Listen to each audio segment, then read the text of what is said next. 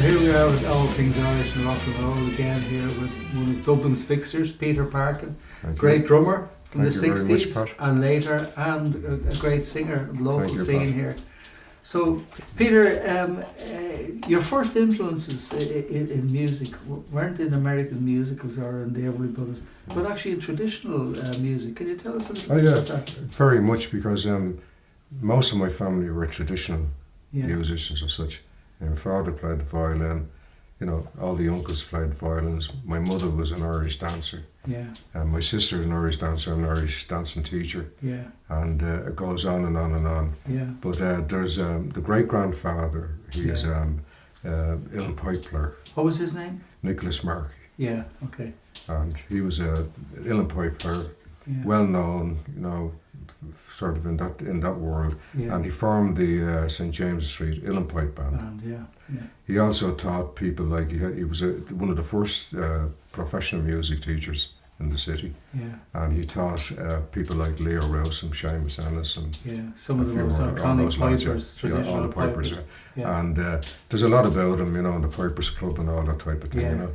And so that was the that was the background. That was the background. Traditional music always there, and then there was, as I said, there was always music in the family, the house, and all that type of thing going on. So I was sort of the black sheep, Yeah, you took up the drums. Yeah, I was probably the worst instrument you could take. Even if I'd taken up a bower on, it wouldn't have been that bad, But but you went straight for the weapons. I went for that and bashed them. You originally started out playing. What got you interested in the drums in the beginning? It must have been quite difficult to take up. Yeah, well, in the beginning it was sort of, I really wanted to play guitar. Yeah. And so I got a pair of football boots instead. So I used to watch the old films, old American films with, the Glenn Miller Band and, all that sort of stuff. And then I came across a man called Gene Krupa. Oh yeah, genius, And Buddy Rich and those people. And I was amazed, because I at that time I thought the only instrument was the guitar, Yeah. So I thought about it and I went upstairs to my room. Yeah. And I took 2 coat hangers out of the wardrobe. Yeah. I took the rungs off them. Yeah. And I got the old wooden. The old wooden ones. Yeah. And I got 2 Clarnico Murray tins. Sweet tins. And I made a lot of noise, and the neighbours weren't happy for a long, long time. But did something click when you did that? Did you actually say, there's something here? Yes, definitely, yes. So it was more or less straight away? Well, I sort of, that was it. So, but I got in a lot of trouble with my mother, because I used to, I was always tapping on the dinner plate and on the salt cellar, and on the wall going out, because I used to see Gene Krupa doing it on the pipes. And all that sort of stuff, and I thought I could do it. So they weren't in the least bit happy about me. I can appreciate it. I have a son who's a drummer. But listen, how did you get your hands on a drum kit first in Dublin? It was very hard, because at that time I was I was just starting to serve my time as an electrician. Yeah. And the money was very bad, and that was very demanding as well. Yeah. Because you went home from work in those days when you were let go home, and that was it, Long hours. And you were kept. You just had to say yes all the time, Yeah. But I thought about it for a while, and money was scarce, But there was a lad lived down the road from me. John Dordan was his name. Yeah.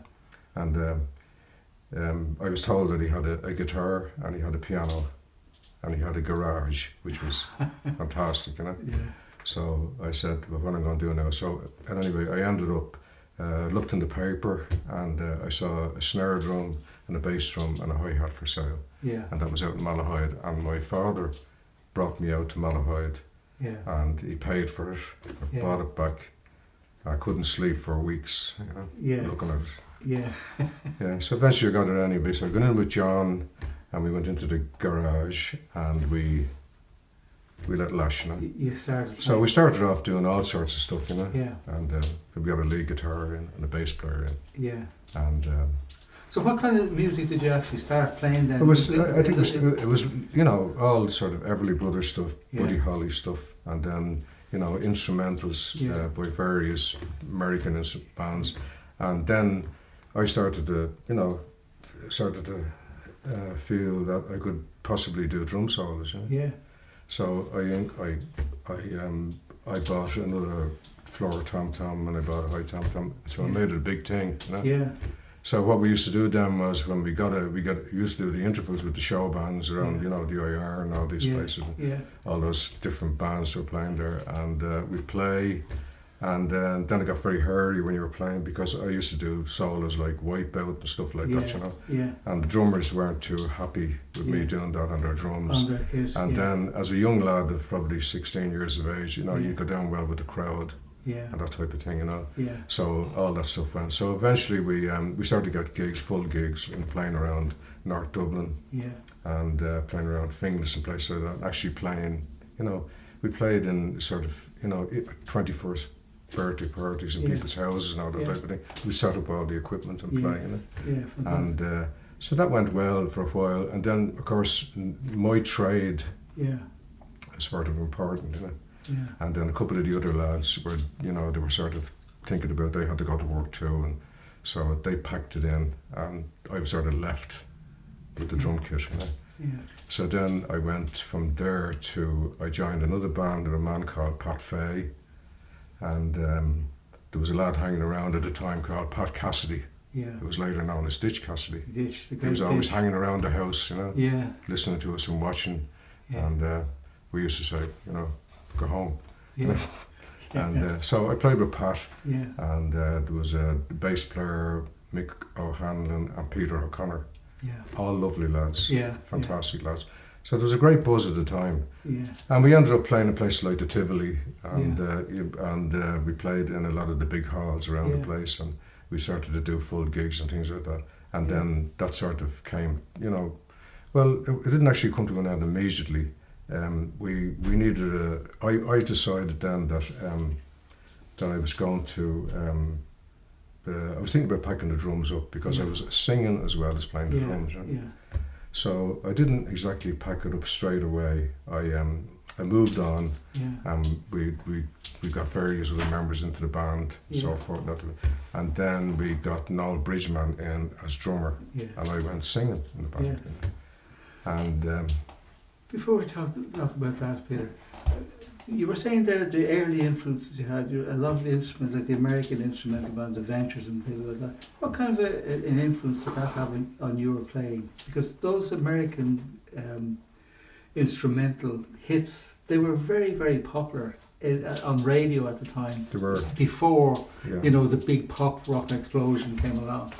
And those songs, you don't really hear them now, but yet they had an incredible influence on musicians at the time. They had, it was things like Walk Don't Run and stuff like that, and all those type of instrumentals. And we had a guitar player called Maurice Fox. And funny, he wasn't good on chords. But he was brilliant on melody. You know? And he could play all those things, no problem. You know, and that was the influence. It was so. There was so much, it was rich with music. And then, as you know yourself, Pat, you couldn't do your own stuff, you know? Yeah, that's right. Because you wouldn't get a gig if you were doing your own songs, you know? And we were really mad to write songs, you know? Of course. And equipment was bad, and, you know, there's no sound man. There's no sound desk. No, you had to judge your own sound. And I was a fanatic about sound, you know? I had to go down. Sometimes I'd get somebody to go up and play the drums while I'd listen to the band, see if it was, you know, all that sort of stuff, you know. So did you eventually then get sort of a standardised kit? I mean, you originally I did, I went on, and then I had a kit of Trixon. I started to come up very well, and a kit of Trixon, that type of thing. And you know, I remember then what happened was I used that for a while, and then as I said to you, I started to smell myself as a vocalist. So I left I got Noel Bridgman in. And so Noel used to come out. We used to practice in a garage out in Artane. And Noel would come out on the bus, and and then I did a deal with him. I used to bring him back into town on the bus with his drums, and put him on the bus home to Cabra. You know, that was that, you know. So as Noel, in the meantime, we had lots of changes and lots of stuff went on, you know. But I was doing very well, and there was a band. There was just a few bands around in the 60s. You know, there was Vic Mello's Quartet. They were fantastic. there was the Keys, Yeah. and there was the Hi-Fis. And these were all really good vocal. They were all. These were really skilled. Yeah. Lads, Very well lads around 30, Yeah. 33 years of age. Yeah. That type of thing. Who were playing in all the rugby clubs Yeah. and the tennis clubs. Yeah. It was like the Hi-Fis were on the south side and the Keys were on the north side. Yeah. But it did move around. Yeah. So there was a band, and then I remember there was. I actually left. I packed that in and joined a band called the King Beats. Yeah. And they were from Marino. Yeah. So, Peter, would it be right in saying that you're sort of part of the north side, the Marino mafia? That can you tell me a bit about the kind of gigs that were going? There was a huge live gig scene around this part of North Dublin. What was that like, and what kind of places did you play? Yeah, it was fantastic in the sort of the early 60s, and that type of thing, and up to probably late 60s. And then, there was all sorts of people going around there that were going to own the future. And like Ray Gunning, had a band, and he used to gig with us there too. Yeah. He owned the apartment and the Flamingo nightclub. Yeah. And he owned that hotel at Malahide as well. Yeah. And so you had places like, there was the Brew, which was on Kilmore Road, Yeah. that was chock-a-block. Yeah. You had St. Brendan's School in Killester, Yeah. and then you go down, there was a place called Eason's, Yeah. and that later became the Grove. That's And a then you famous had gig, another, on Castle Avenue, you had a place called the Cellar, Yeah. and that was it. A lot of those places were disco until they discovered bands, Yeah. and then the bands came into all those halls, venues afterwards. So- But then you had them, you had venues on the Hout Road as well, like some of the schools on the Hout Road. Everywhere where there was an opening for anything like that, there was the children and teenagers in the area were well looked after. They had a great time. Anywhere there was a hall, Yeah. you could get a band into. Yeah, In the 60s, that was such you a could get a life. band in anywhere, in the 60s, Yeah. and as I said before, even in a private house, Yeah. semi-detached house, you get a band. And did you have any in. favourite places that you really liked playing out of those gigs? Well, I say one of the first places I played in was in on the north side would have been sort of playing at Chanel College. Chanel, yeah. Played up in that, and then It's still going strong. yeah, it's still going strong. And even if you go up to up around, and then of course there was the Carlton Hall. Yeah. Which was fantastic. We sort of played in the latter days in the Carlton Hall, and it was closed up. I think Father Cleary was running that at the time, Yeah. and that's where all the local stuff went on there. And then there was you went back up around the Artine area again, and there were other little venues in and around there. Yeah. You could see, no matter where you. Isn't it extraordinary that all that incredibly live scene, it was just hopping, has just completely disappeared? Well, it is, and you see, and then you had little bands popping up all over the place, from bands from Clontarf, you had bands from Killester, bands from Donecarn, and there was a lot of bands from Whitehall, Yeah. There was some fantastic instrumental bands from Whitehall who did all that stuff, Yeah. shadow stuff and all that type Yeah. of thing. Who were just there, and Yeah. as I said, no photographs or anything like that, And I remember the equipment scene as well. Pat The equipment Dolan scene, up in well, there's Iron Pat Out Dolan. Well, I think we used to go to Hurley's for our stuff, Yeah. Yeah. and sometimes you get an amp and you bring it down, it wouldn't work, Yeah. But Pat Dolan was great because he was fixed very stuff as well. reliable. Yeah, yeah. Pat Dolan came sort of later on, Yeah. Hurley's were the one that everybody had to go to.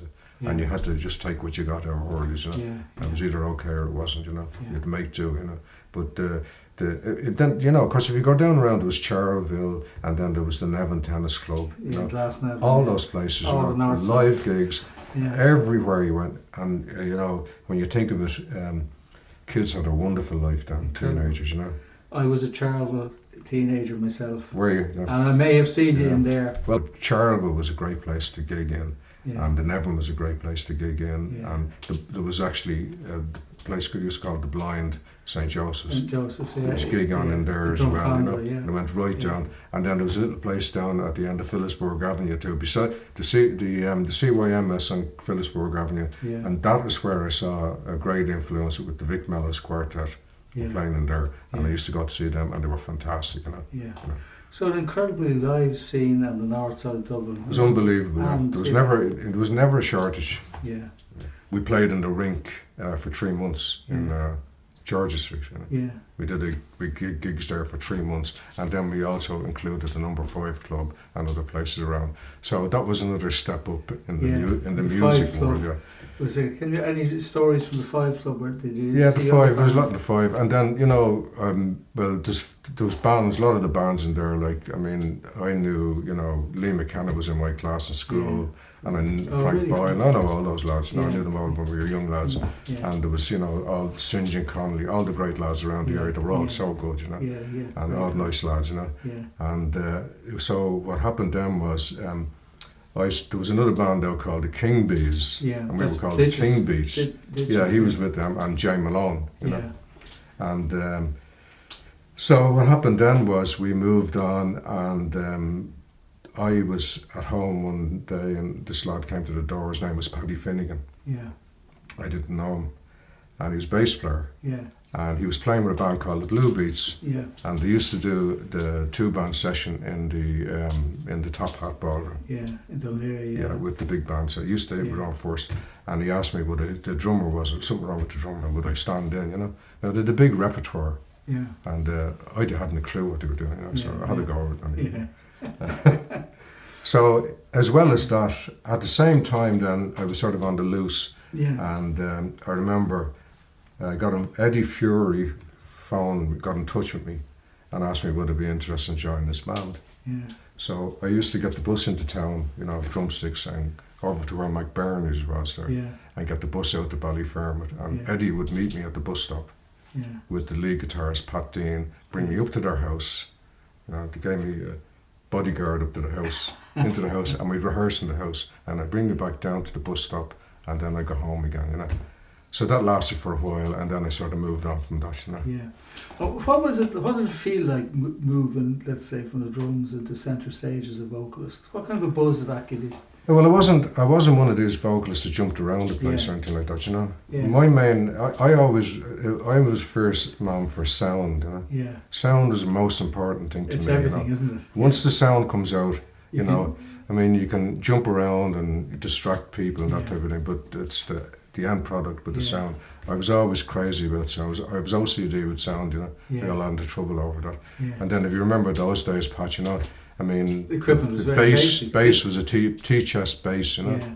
I remember when later I'll tell you about that later, but it was a T-chest bass, and there were times when you'd have to plug into the microphone into a guitar amp, to do the stuff, And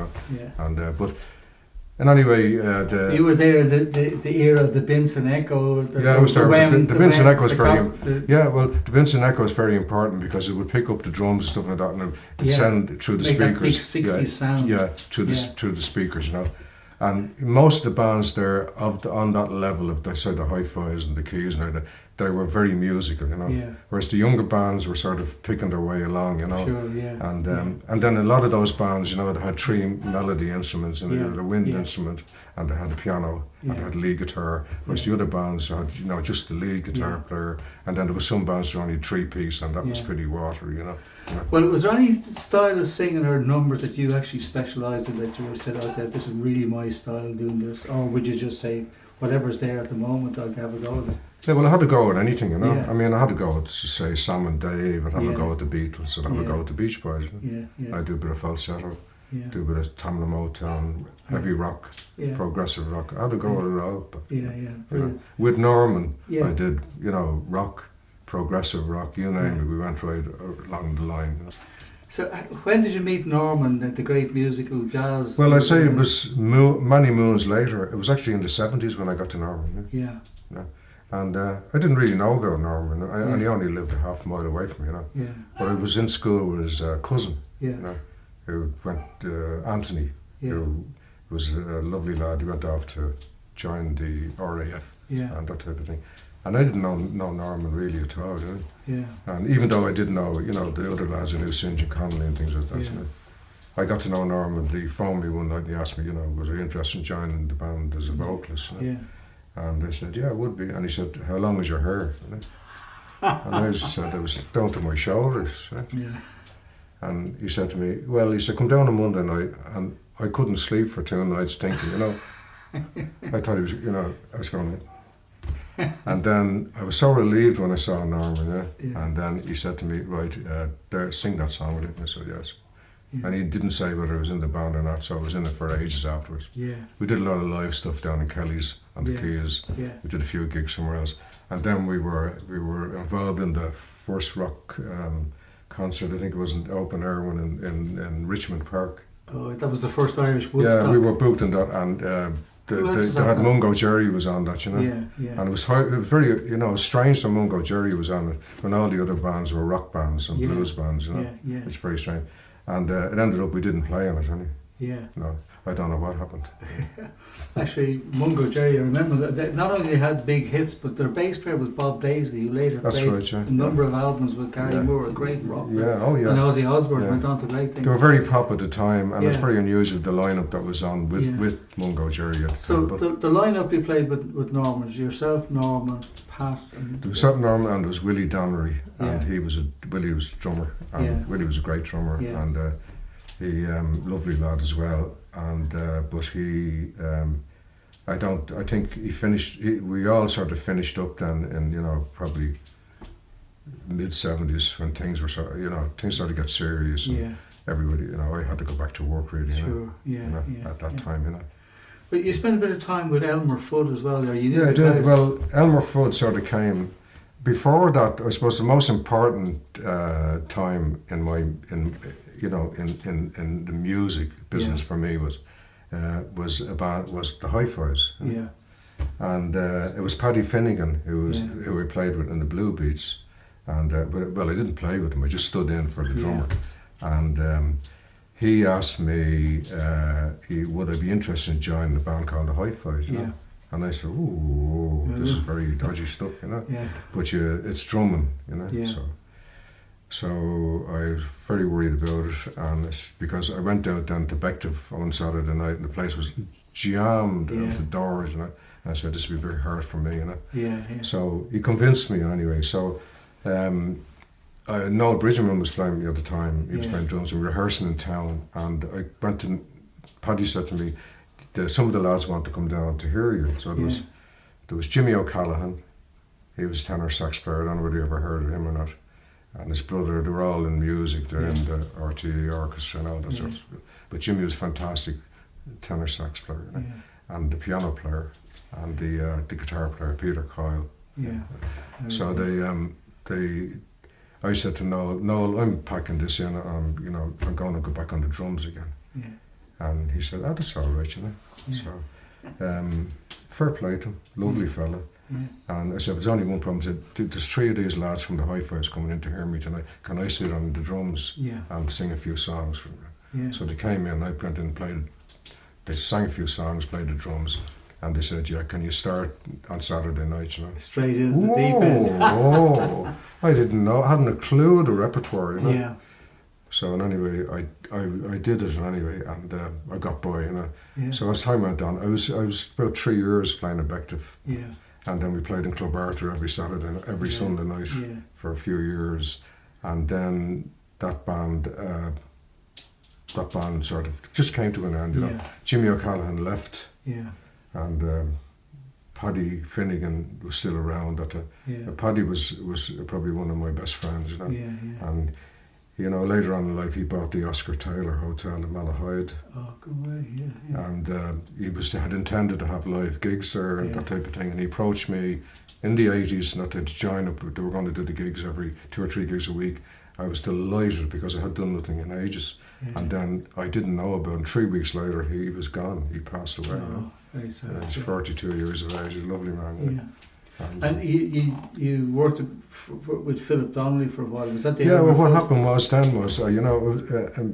was at a loose end then around 1967, and I had enough really, to be quite honest with you. Because tell me about that. Why did you say you had enough? What was the issue for you? Was things building up? What was happening was, there was a lot of stuff going on about rehearsing with different musicians. You were spending a lot of summers. Yeah. Inside when the sun was shining, and then you were spending a lot of very cold nights in very nasty places rehearsing and all that sort of stuff. And And I didn't think it would get any better than the Hi-Fis, you know. Yeah. Because the Hi-Fis were a fantastic band, you Yeah. know. They had, you know, they were so musical. you know. Yes. Yeah. And it was a privilege to Yeah. actually play with them, you know. Yeah. So I had that, and I didn't think I could ever replace it, and I didn't, you know. Yeah. I never did replace that Yeah. that feeling that I had with them. Yeah. And then, of course, Paddy had, you know, died later on. There wasn't. Yeah. They actually reformed again, and I think Martin Brannigan joined them. Yeah. You know, Yeah. and went on from there. But so, like a fella told me that there was. I don't know who this fella was now. Some fella in Marina said to me, "There's a band rehearsing down. Then go down and listen to them, see what you think." And I went down, and it was Philip. Yeah. Kevin Fitzgerald, and I don't know who the drummer was, and then it was Bernard and Bernard White, Yeah. and that was it. They were rehearsing around. They were a good little band, you know. Yeah. So I was in it. They were only probably 18 inside the 18 years of age, and Philip there was, and they were a good little band, you know. They were a nice band. Yeah. And Philip said to me, "Would you be interested, you know, coming in with us, you know?" Yeah. And I said, "Yeah, I would, yeah." So we started to gig around, do a few gigs around, played a few hotels, you know, the staff dances and all that sort of stuff, and things were going well. And I decided then that, you know, I went down to Kerry actually in 1967, and I was talking to this chap down there, and he was telling me, you know, "You've a band up in Dublin." And I said, "Have you?" And he said, "Would you never think of, you know, come down here and do a few gigs?" I said, "I would, yeah." So I thought about it for a long time. Yeah. And then when I went back to Dublin, I approached the lads. I said, "Listen, lads, we're going to go on a tour." Yeah. And they looked at me and said, "Where, America, is it?" It's I said, the "No." kingdom. Australia. A No. different kingdom. England. No. I said, "Kerry." So we went down to Kerry, and we lived in Carsavine. Yeah. And we went down at the end of, I think it was the end of just March coming into April. And before we went down, we went down, we did a couple of gigs for Billy Barry, Yeah. you know, down in the Carlton Hall, because we'd already played there a few gigs at night time, Yeah. you know. We were playing in there we did a few gigs for her. Yeah. And then we went straight down, you know, in Yeah. bandwagon with just the bare equipment, you know. Yeah. And we got a place to live down there, and we started with it. So I had no bass player because Bernard wouldn't come, Kevin Fitzgerald wouldn't come, or anything. Yeah. So I got a lad in called Sean Duff. Yeah. He used to hang around with us in the Hi-Fis, and, you know, I gave him a few lessons, Yeah. and I took him in as a drummer. Yeah. And so it was him and Philip, and they were, you know, just lovely fellas, you know. Yeah. And I got a lad called Bernie Doherty. He was in an English band. He was only another young lad. He came over here, played. And then his brother joined us down in Kerry. He was a keyboard player. Yeah. So we started off down there. We started to get to know people, and we started off playing around in, you know, we went into Tralee, played in Tralee, the CYMS and all that. So we ended up, and anyway, we played at the Brandon Hotel, the Roses Tralee Festival. We played at Brook Fair. Yeah. We got a residency in the Butler Arms Hotel in Waterville, you know. Yeah. We probably were the only sort of pop rock band to ever play on Valencia Island, you know, before the bridge was built, you know. Yeah. And there was all sorts of stuff going on, you know. Yeah. We were even asked to go on a Spanish fishing boat to San Sebastian to do a gig, you know. That was the European tour. Yeah, that was it. So it was just... Well, in those days, everything was just so... It was fantastic, you know. So Philip, and then one famous incident was Philip, you know. Yeah. There was a knock at the door one day, and a woman came in to me and said, "There's a man and a woman outside in an Austin A40. And I went outside, and they're looking for you. And I went outside, and it was Philip's mother and father, Jane and Jerry. Yeah. You know? And they had an Austin A40, and in the back they had a big hamper full of sandwiches and food that they were after driving down from Dublin. Go away. Yeah. To feed all these starving musicians. That was Jerry and that's incredible. and Jane, Philip's mother and father. That's you know. incredible. Yeah. So we were very close, you know. Yeah. And then I promised them that I'd look after him down there, which I did. You know? Yeah. So when we were there, I said we might as well go the whole hog now. So we'll do. This woman was hanging around from California, and she had contacts in all the studios over there. Her brother was an actor and all that sort of stuff. You know? So she said, "Will you do a demo tape and send it over to California?" And I said, yeah, sure, we will. And we, believe it or not, Pat, we were very cocky at this stage, you know, because the gigs we were getting were unbelievable, all over the place. Yeah, you know? sure. And so we got there was a lad in lived on Bull Island, Paddy Brennan, and he was over cargo in the train station in Houston Station, which is called Kingsbridge now. So he sent one of those Grundig tapes down, you know, the standard Grundig tapes down, you know, with that you get a diabolical sound there. So we set that up in the sitting room, and we did, you know, a few Buddy Holly songs and a few other things like that. And we sent the tape away, didn't hear any more about it. Then about a month later, got a telegram to say, will you come to California, you know? But there's some of the band we don't want, you know. Oh, right, yeah. So I know who it was that they didn't want, and I knew who they wanted. So I said no, no, unless the whole band goes, I ain't going, you know. And that was it. We were very tight as a sort of family-ish band, you know, and we were very concerned about one another. And not only that, you know, it probably would have been ended up that I was happy with the band at that time. I probably wouldn't have been happy over there, so I let it go. That was it. You know. And we came back to Dublin then. So, when we were in Carsavine, right, there was a beauty competition on, and the Ivora beauty competition was on, you know, and we had a lad with us called Michael Scanlon, and he looked after bits and pieces like that. He was our pal, but he looked after all those bits and pieces. And he said, you know, they want you to play. They're looking for a band to do the hall in Port McGee and the hall in Carsavine, the Ivora Ballroom. But the problem is you're not a show band, you know. Yeah. And I said, okay, you know. So we were sitting around thinking. I always remember up in just outside Billy Murphy's pub. And I said to him, I tell you what, you know, we won't use the name The Village, but what we'll do is we'll call it the Bugs Bunny Show Band. So everybody started laughing, and I said, that's a bit stupid, really, you know. So then I said, thinking about Bugs Bunny, you know, and I said, oh yeah, Elmer Fudd, yeah. So yeah, we'll call the Elmer Fudd Show Band, and that's what we were called. That's how the name came That's what we were called. That's how the name came about. But it wasn't used then for, you know, there was 2 or 3 efforts to get Elmer Fudd, eventually get Elmer Fudd on the road, and so they came up with the name then, you know. But there wasn't many people knew that I was the one that came up with the name. A great band and a great name. And well, we only used that name for 2 or 3 gigs, and then that was the end of it. And then afterwards, what happened was, when I came back to Dublin, all of that, I you know, there was so many musicians. I sort of auditioned. You know, we auditioned everywhere, and I had a lot of lads in that would be well known came in, and they weren't up to scratch because we were going for the full rock thing at the time, you know, and they weren't up to scratch. Eventually, I got in. I got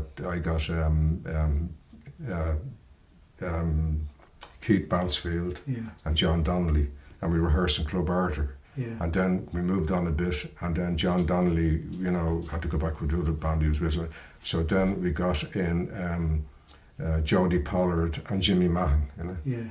And then, of course, afterwards, then Jimmy Mahan was replaced by John Donnelly, you know, and they moved on. And then I had a band in Clontarf with Martin Nolan, who was a cousin of Philip Donnelly's. Martin left. And of course, Jimmy Mann then came with me with that band. What was that new band called? Pardon? Was that? It was still called Elmer Fudd? Yeah, it wasn't. The first band was called Portrait, and then I wasn't. I actually, the band was more or less on that way. I packed it in at that stage, you know? And they went forward, so they called it Portrait. And then when Jimmy Mann left, they called it Elmer Fudd, and John Donnelly came in there, and then of course Philip then left later, you know. And then I didn't see Philip again for a long time, you know. Yeah, and he had a great career subsequently. So you made a career move then, Peter. You moved from the music. What career did you establish then afterwards? I moved on then into, there was lots of other things that happened musically. I tried everything, and, you know, I never really wanted to go. I probably had the opportunity to go to England, but at that stage I didn't want to risk it, you know. Yeah. And because I saw most of the bands that went to America, went to England, you know, they just ended up, you know, and they fell out with one another and that type of thing. And, you know, they didn't get onto it with no money. Yeah. So I just had to put two and two together eventually and say, look, I have to go back and work, you know. Yeah. And it was very hard, you know. Yeah. And I did go back to work, but the music was always there, and I did do a lot of other different things after that, you know, with other various people, you know, over the years. But the priority then was to go back to work, pay the bills, you know, and get married and all that sort of stuff. Yeah. You know. And listen, a fantastic career. Have you any regrets about the musical side of things along the way? I wouldn't have any regrets, but I would miss a lot of people, you know. Yeah. And I would sort of miss the fact that we, you know, when you sort of move on in life, you know, you realise how much you cared for those people. Sure. And the music, in some ways, sort of separated people a lot, you know. Yeah. And you know, so we should have been all pals forever, you know. Yeah. And as time goes by, we're losing so many people. Yeah, well, as time goes by, I mean, it's like, Paddy Finnegan died, you know, and Philip, you know. Yeah. There's so many of them went, you know. Yeah. And nearly everybody that was in that band, any of the bands I was in, are gone, you know. Yeah. And the only ones that I said, was Pat Henry's left and Norman and I was still here. Yeah. And I put down a Norman probably last year, I think it was, the year before, just before the pandemic, and we had a few sessions, you know. Yeah. And I'm always on hand, and I know Norman would always want me down to do a bit with him, and no problem, you know. And Norman, nice, lovely lad, and you know, he's always there, you know. Yeah. And so anytime I'd been a bit hungry to do a bit of music, I'd go with Norman, you know. Well, that's no great. problem. The desire is still there, and you're still getting the pleasure out of it. Well, Peter, listen, thank you very much for talking to thank you, Pat, Irish rock and roll. Yeah. They're fantastic memories that are slipping away from people's memories now. Younger generations, you know, won't know about all of these things. No, they won't. No, so it's great that people the point that Pat that I always want to make was that the lads in the early part of the 60s that had no equipment, you know, that had no sound man or anything like that, had a fantastic sound. They set the foundation for all those other lads that came up, you know. Yes. There's a bunch of musicians now, and you think they were the only ones on the planet, you know, in this country, when there was so many went before that. Yeah. No photographs of them, no recordings, nothing, you know. Yes. And that's the point, you know. And I knew a lot of those lads, you know, and they just like to see them being remembered. Well, thanks very much for sharing those memories. Thank you very much, Pat. Thank you.